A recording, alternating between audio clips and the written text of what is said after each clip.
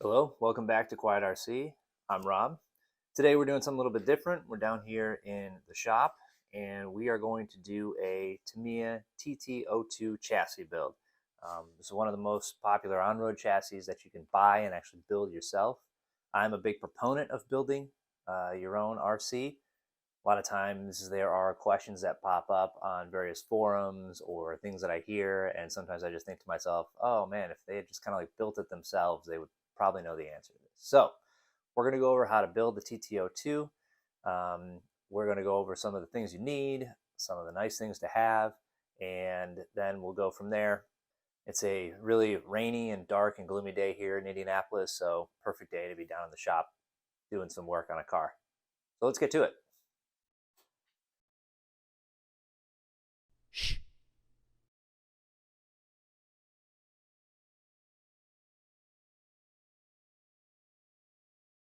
Okay, first thing we'll start out with here are the things that you absolutely need in order to build the kit.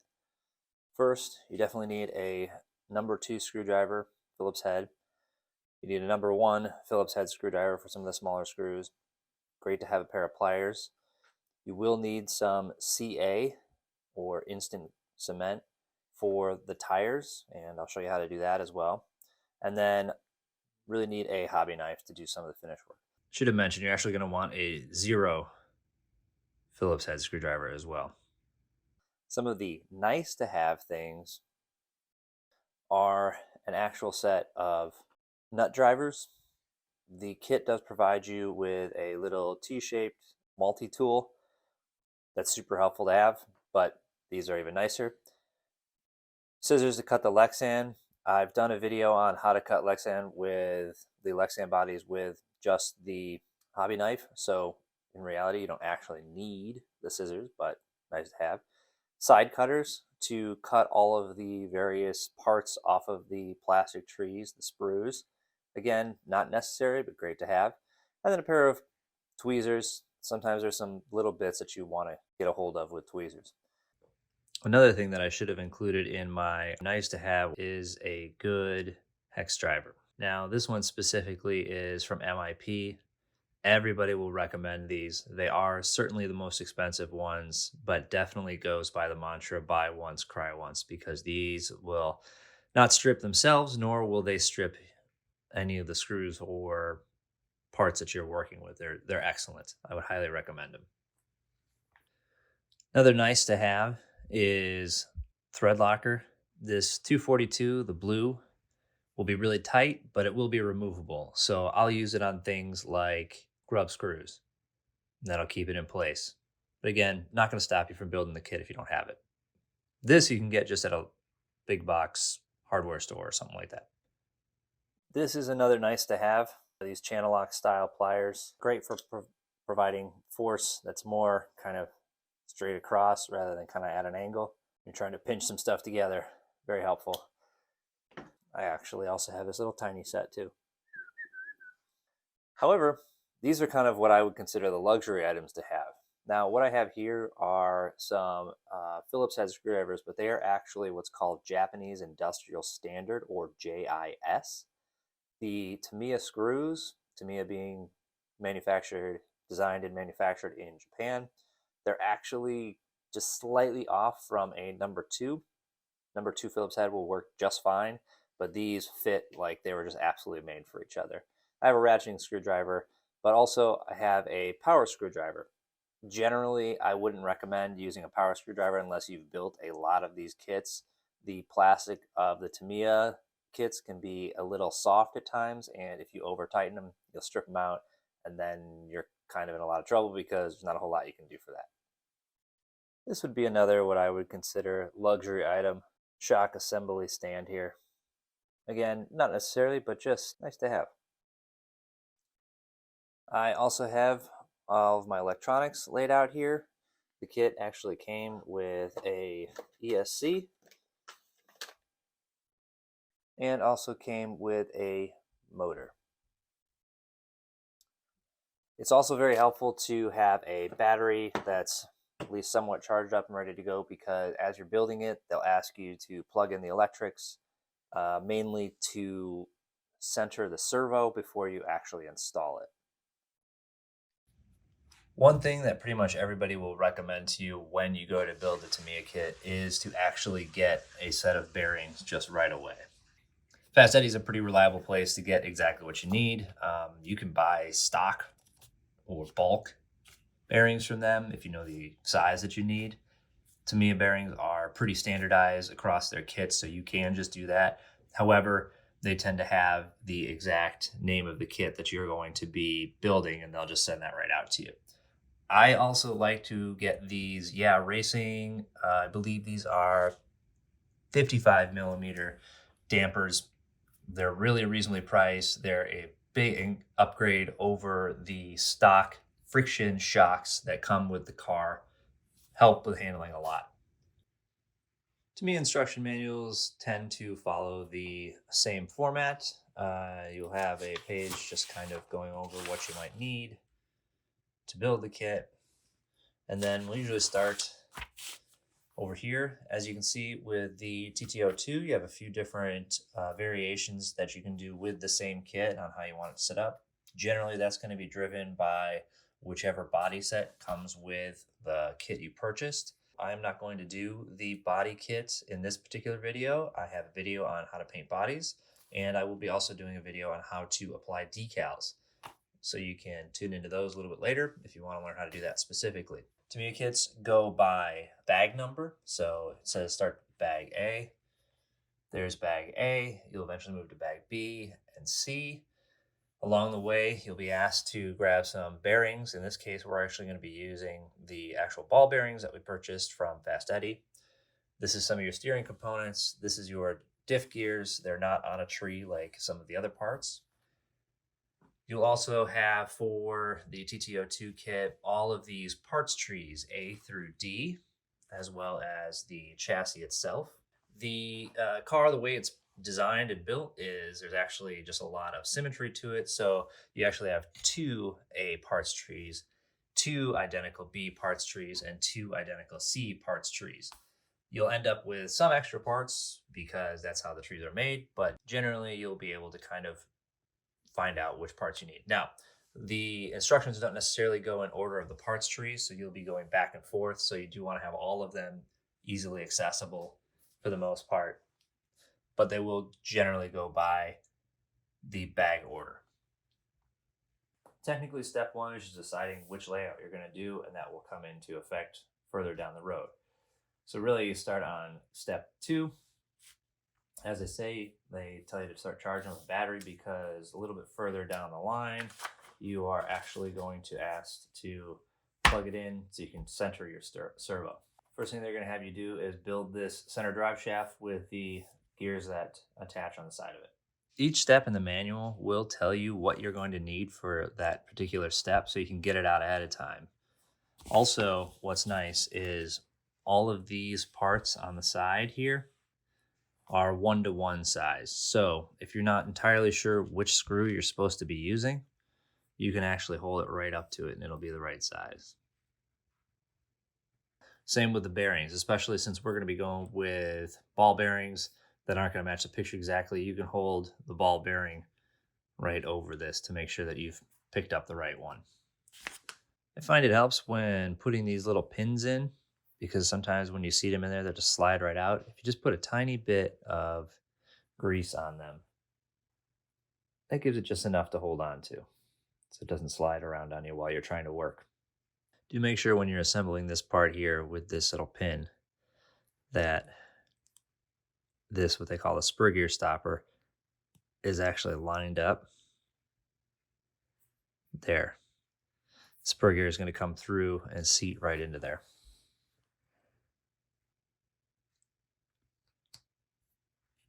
So it's nice and flush. As it says in the instructions, be mindful of the actual direction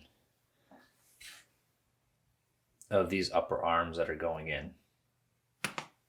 When greasing up this stuff, you really don't need a lot of grease. You're just putting enough on there to coat it. If you use too much, you'll eventually run out of the small little tube that they give you. But really all you need is just coating it. You don't need to drown it in it.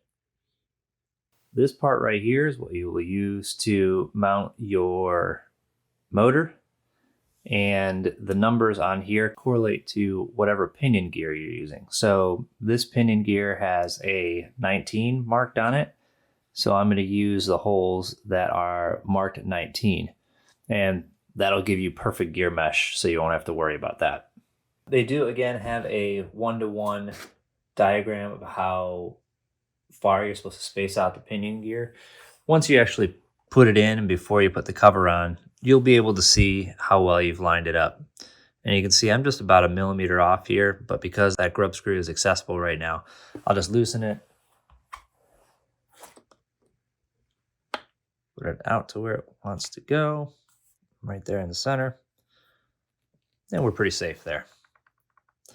Perfect gear mesh because of what they have you set it up with, according to the pinion tooth. This is one of those points in the instructions where you're going to need to pay attention to some of the direction of the pieces. As you can see on this piece here, they have Tamiya printed on it, and that will help you determine the direction that you need to install it, given the wheelbase or the height that you are trying to achieve based on generally the body that you have purchased along with the kit. We are now on to parts bag B in the instructions, step number 17, page 10. Moving on.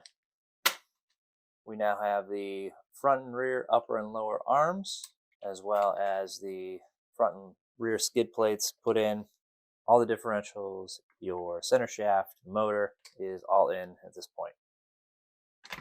In case you're wondering, plastic bearing versus actual ball bearings, here is one of the drive cups in one of the front hubs here. This is the plastic quote-unquote bearing. I switch it out for actual bearing.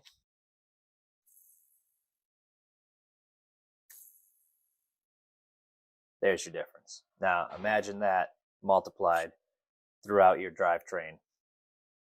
I'm going to be skipping step 21, which is the stock shocks that this comes with, and I'm going to be using the Yeah Racing 55 millimeter big bore dampers.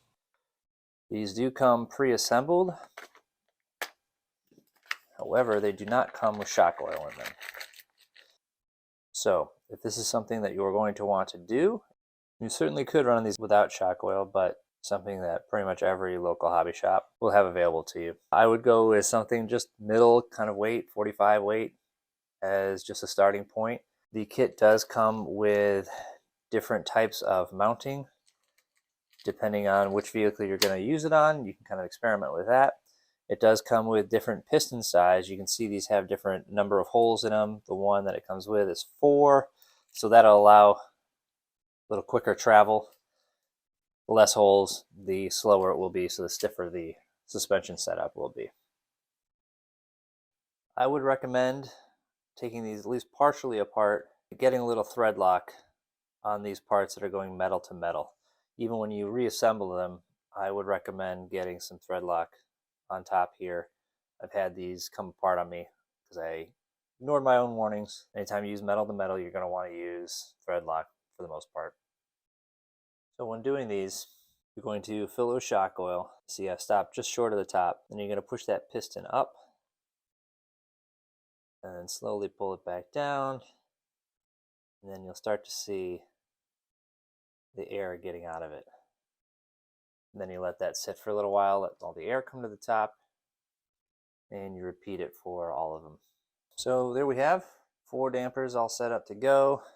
Instead of using these step screws here for the kit supplied dampers, ball ends that are supplied by the Yeah Racing kit, should work pretty well.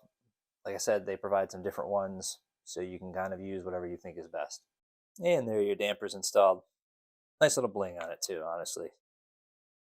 For this next portion here, as we break into bag C and these next steps, the first thing they're going to want you to do, kind of plug everything in. And the reason is they want to center the servo. So when you install it, it's as close to that kind of perfect up and down 90 degrees as you can.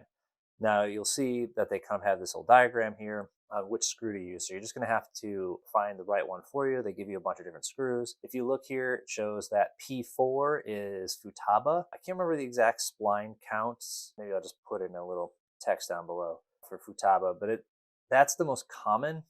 And Sanwa is a different spline count, and they offer that on the D tree. They do send you both adapters. This is specifically what they're talking about. And you can see it says Tamiya Futaba. And then over on this D tree, you can see it has that Sanwa, or what used to be called Airtronics, a different spline count. So I do know that this servo that I got, a relatively inexpensive one, is Futaba. So it's a 25 tooth spline. And what I'm talking about, the spline here, is this guy right here. Now this is a metal one, so I'll be using a machine screw for that. This is kind of the standard ESC that comes with a lot of these Tamiya kits. A couple things about this. One, it'll come with just a standard Tamiya connector. This is old school. I mean, this is the same connector that's been around for 30 plus years. You have the lead that will then go to channel 2 on your receiver. Channel 1 on your receiver is going to be for your steering servo. The kind of saying that people say is 1 to turn, 2 to burn. That's how you remember. All right, got the on-off switch here. These will go to the motor. These bullet style connectors will match the bullet style that's already on there. Yellow to yellow, blue to green. Don't know why it's not the same color. One thing that you notice on here is a little tough to see, but you have these little jumpers right here. And what that's going to do is you need to actually set it up correctly for the type of battery that you're going to be using. For setup, I'm going to be using just nickel metal hydride, or NIMH.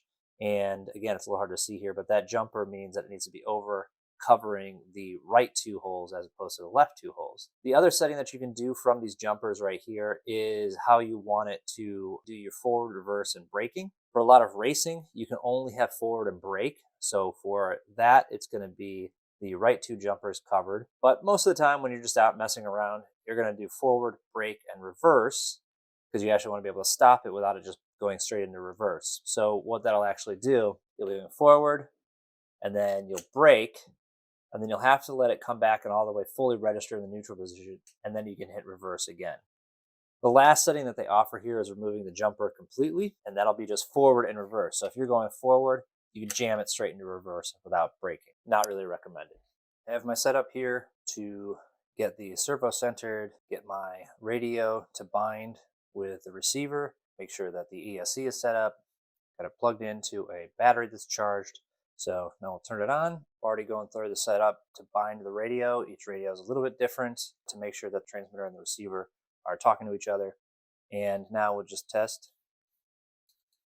Left and right. I've made sure that this trim is set right to dead center. So we're starting at the center. You can always obviously trim it out later. Got the receiver. I've got the ESC set to the proper battery type. And I want forward and brake. And you can see that it's responding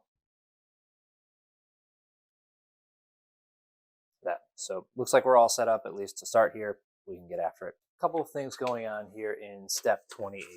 First of all, we're going to put this that goes on top of the motor. They have this kind of little hood scoop here to get some air directed over the motor. However, this right here is a standard, I believe, 30 millimeter fan size. So if in the future you want to put an actual fan that would then attach to your receiver to draw power from there, you could just put that on there. I'm going to go ahead and put this on. Why not? Now, the other thing too is when you're building these Tamiya kits, they often have like a very specific mount for their ESC switches.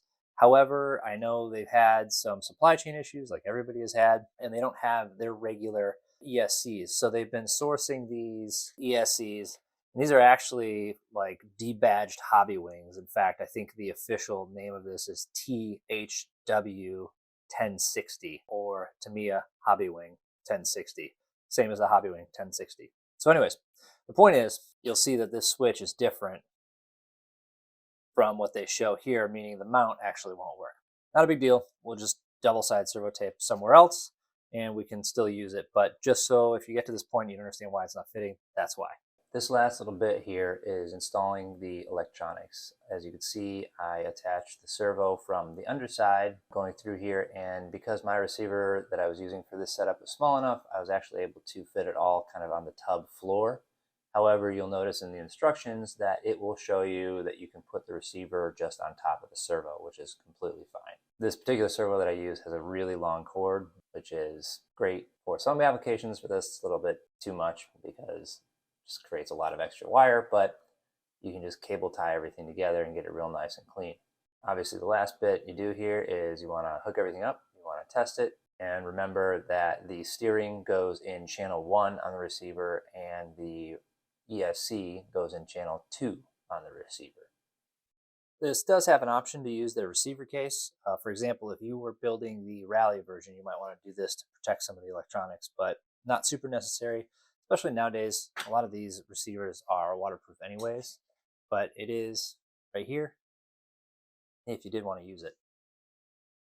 Next up, we're going to do the wheel gluing.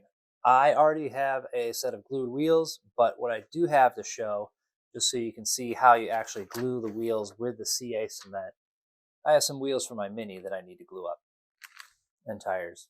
So I'll do it on that, just to show you how it's done. This is where that CA glue is going to come into play here with the wheels and tires. So you want to do is, most of the kits now will not come with these foams. That's something that you can get, but not necessary. Again, if you just want to run it, it's not going to be a problem. All right, you want to work it in there so it's well seated inside this groove here on both sides.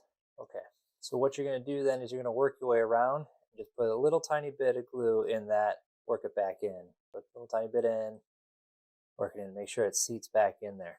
It doesn't need to be a perfect ring around there, but you want to get as close as possible. This is another one of these nice to have.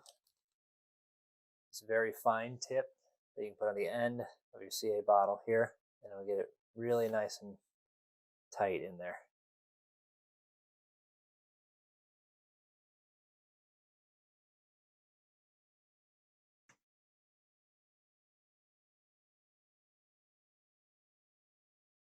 Work it in there a little bit. Make sure it seats back in there. Now, something that's a luxury item to have is tire gluing jigs. So just press it down and it'll actually pull it away perfectly. So again, this is more of a luxury item to have. And I don't really see these around too much anymore, so I don't know what the story with that is.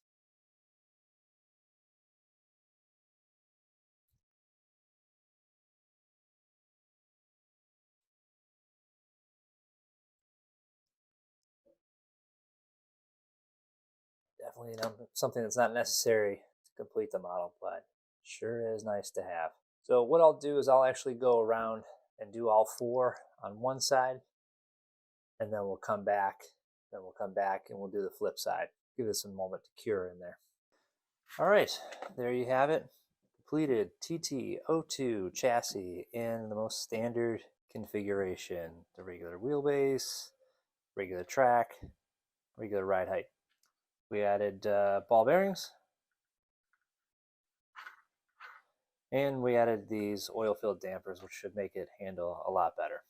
As I said, I'm not going to be doing a painting tutorial on this particular one because I've already done a painting tutorial. I will have a link to that. And then later on down the road, I'm also going to do a tutorial on how to do all the decals, because Tamiya bodies can have a lot of decals, and I think there's a great way to put them on, and I think there's a not so great way to put them on. If you get the chance to, and you want to build your own kit, I highly recommend it. The TT-02, the Tamiyas are great for building your own kit. I think building your own kit is the way to go. It certainly adds a lot more to the hobby. So there you have how to build a TT-02. Now, a lot of these steps are very specific to the TT-02, but plenty of the techniques that used on this build can be used for many other kits, especially TT-01, which is very similar. So I hope this helped everybody out. Please comment down below if you have any tips or tricks that you want to share with anybody else that might come across this video. Please like, and of course subscribe, and we'll talk to you later.